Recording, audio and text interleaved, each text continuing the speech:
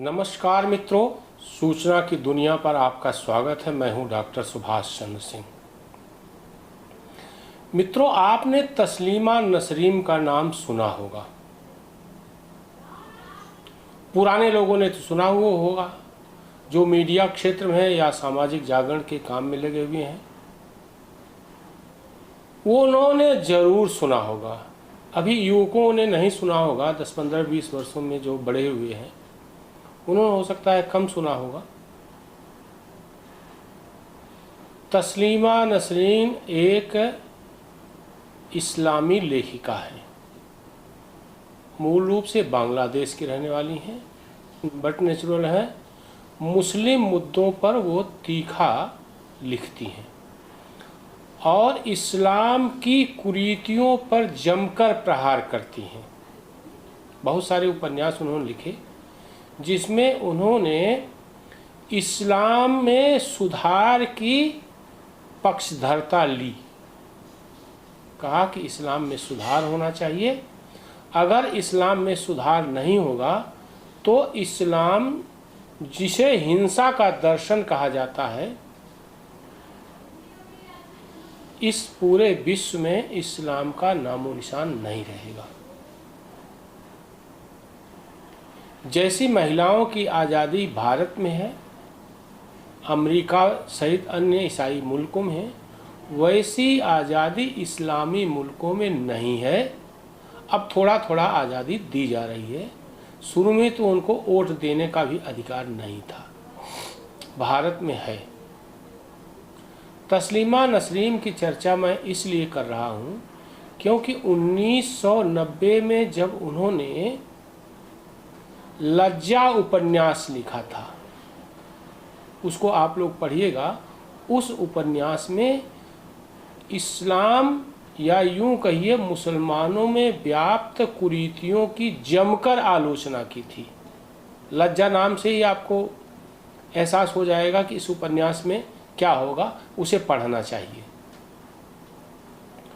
उसके कारण बांग्लादेश के कट्टरपंथियों में उबाल आया और भयंकर दंगे हुए।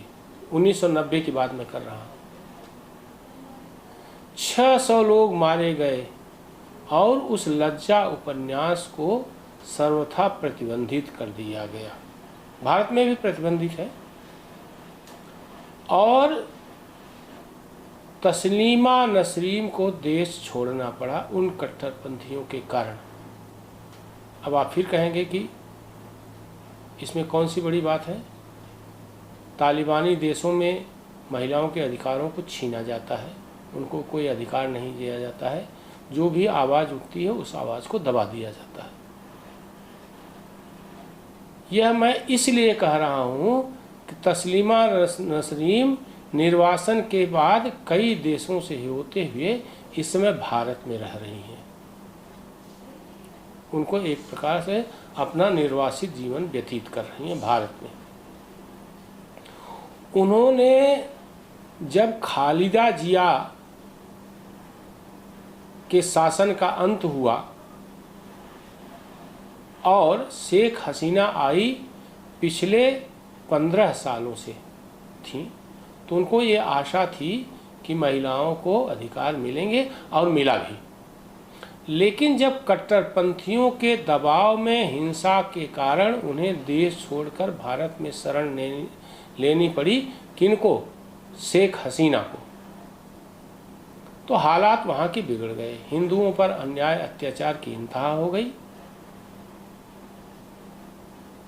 धर्म परिवर्तन, विवाह, हिंदुओं का जो है कन्वर्जन, ये हुआ। इसके साथ साथ वहाँ पर हिंसा का जो दौर शुरू हुआ है वो रुकने का नाम नहीं ले रहा है फिलहाल। हालांकि शेख हसीना के बाद वहाँ पर मोहम्मद यूनुस जो अर्थशास्त्री हैं, उनको अंतरिम सरकार का मुखिया बनाया गया है। लेकिन हालात में सुधार होने की गुंजाइश इसलिए नहीं है क्योंकि जमाते इस्लामी जैसे कट्टरपंथी संगठनों के प्रभाव में है। मोहम्मद यूनुस। तस्लीमा नसरीन ने कहा कि शेख हसीना के निर्वासित होने के बाद वहाँ पर शरिया कानून लागू हो सकता है, महिलाओं के अधिकार पूरी तरह छीने जा सकते हैं। वैसे भी विश्वविद्यालयों में ड्रेस कोड लागू हो गया है। हिजाब, नकाब, बुर्का का दौर लौट आया है। आने वाले समय में वहाँ पर शरिया कानून लागू हो तो आश्चर्य नहीं करना चाहिए, जैसा शरिया कानून पाकिस्तान में है, जैसा शरिया कानून तालिबान में है। अगर बांग्लादेश में तालिबानियों जैसा शरिया कानून लागू हुआ तो फिर भारत को चिंतित होने की ज़रूरत है, क्योंकि भारत का पड़ोसी देश है, बिल्कुल सीमाएं सटी हैं करीब 4000 किलोमीटर। तो भारत को सावधान रहने की ज़रूरत है। हालांकि देश के लोगों को विश्वास है कि भारतीय जनता पार्टी की सरकार, विशेष रूप से नरेंद्र मोदी के प्रधानमंत्री रहते, भारत को किसी भी तरह के खतरे से सावधान रहना होगा। रह भी रहा है। प्रधानमंत्री नरेंद्र मोदी के रहते फिलहाल भारत को बहुत चिंता करने की ज़रूरत नहीं है। लेकिन तस्नीमा नसरीन ने जो चेतावनी दी है, उस चेतावनी को भारत को गंभीरता से लेना चाहिए। अभी मेरे पास एक व्हाट्सएप ग्रुप पे एक आया, अब मुझे नहीं मालूम कि बिल्कुल ताज़ा है या पुराना है।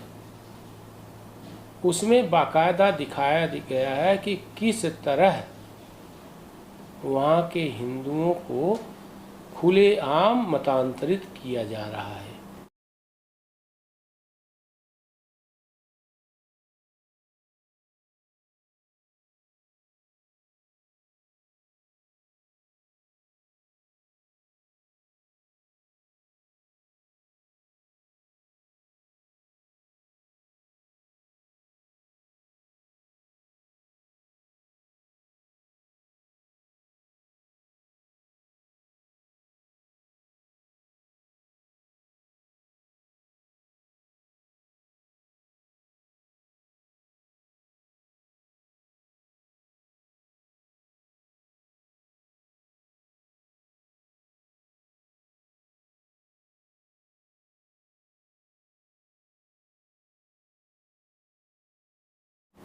उनका जनेऊ उतारा जा रहा है, कलावा काटा जा रहा है, महिलाओं की चूड़ी उतारी जा रही है और उनको कलमा पढ़ाया जा रहा है। बहुत शांतिपूर्वक डर के मारे ये सब जो है मतांतरित हो रहे हैं। और देखने से भी लगता है और सूचनाओं में बताया भी जा रहा है कि उसमें अधिसंख्य दलित हैं। लेकिन अभी तक न मायावती, न राहुल गांधी, न अखिलेश, किसी ने भी बांग्लादेश में हिंदुओं के उत्पीड़न पर तगड़ी आवाज़ नहीं लगाई। अभी तक ऐसा ही रहा। बल्कि प्रधानमंत्री नरेंद्र मोदी ने लाल किले की प्राचीर से अल्पसंख्यकों पर हमलों की चिंता जताई, हिंदुओं पर चिंता जताई। और एस जयशंकर जो विदेश मंत्री में हैं, उन्होंने लोकसभा में कहा कि वहाँ अल्पसंख्यकों, हिंदुओं के उत्पीड़न पर देश चिंतित है। लेकिन राहुल गांधी ने उस तरह की कोई प्रतिक्रिया नहीं जताई, न विपक्ष, इंडी गठबंधन के अन्य नेता। तो इसलिए देश को शुक्रगुजार होना चाहिए कि यहाँ भारतीय जनता पार्टी की सरकार है और नरेंद्र मोदी प्रधानमंत्री हैं। मैं फिर जो है तस्लीमा नसरीन पर आऊँगा।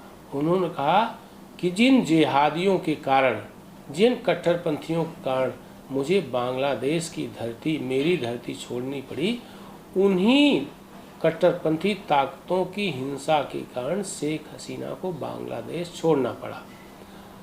अब ये मान कर चलिए कि वहाँ जब भी चुनाव होगा, कम से कम शेख हसीना की पार्टी अवामी लीग वहाँ नहीं आने वाली है सत्ता में। हालांकि शेख हसीना ने कहा है कि मैं लौटूंगी, हालांकि उनकी इतनी जल्दी लौटने की संभावना नहीं है। फिलहाल उनकी अवामी लीग है वो सत्ता में नहीं आने वाली है।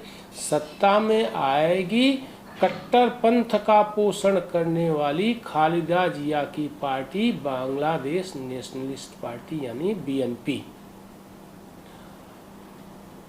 सरकार के मुखिया मोहम्मद यूनुस हो या आने वाले चुनाव में जीत कर बीएनपी आए, बांग्लादेश नेशनलिस्ट पार्टी, और उसकी मुखिया खालिदा जिया प्रधानमंत्री हो या उस पार्टी का कोई अन्य प्रधानमंत्री हो, तो भी मान कर चलिए कि वहाँ शरिया कानून लागू होगा ही। हो सकता है देर से लागू हो, लेकिन अब शरिया कानून लागू होना निश्चित है। यानी वहाँ पर अब पाकिस्तान और तालिबान की तरह राजकाज चलेगा, महिलाओं के अधिकार छीने जाएंगे और हिंदुओं पर अन्याय अत्याचार की इंतहा होगी। फिलहाल इस एपिसोड में इतना ही। आप सभी लोगों से अनुरोध है कि जो लोग भी सूचना की दुनिया के इस एपिसोड के देख रहे हैं इसे लाइक करें, सब्सक्राइब करें, बेल आइकन जरूर दबाएं ताकि आपको नोटिफिकेशन जा सके। कमेंट करें और शेयर करना ना भूलें। बहुत बहुत आभार। आप इस YouTube चैनल को लाइक करिए, सब्सक्राइब करिए, कमेंट करिए और शेयर जरूर करिए।